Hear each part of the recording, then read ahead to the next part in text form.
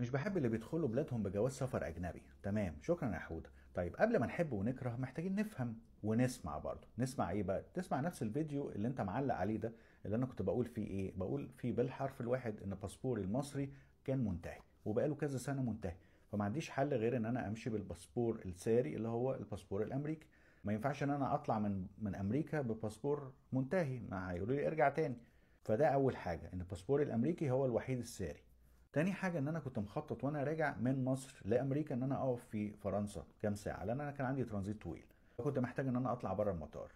فلو افترضنا ان باسبوري المصري مش منتهي وساري، فانا عشان اخش فرنسا محتاج تأشيرة، والتأشيرة طبعا للمصريين اكيد بتاخد وقت ومش سهلة وفيها مشاكل وقصص وفلوس وكل الكلام ده.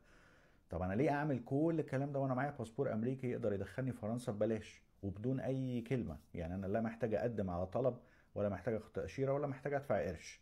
كل اللي انا بعمله ان انا بقف في لاين معمول مخصوص للناس اللي معاها جواز سفر الامريكي او الكندي، ليهم لاين كده معمول.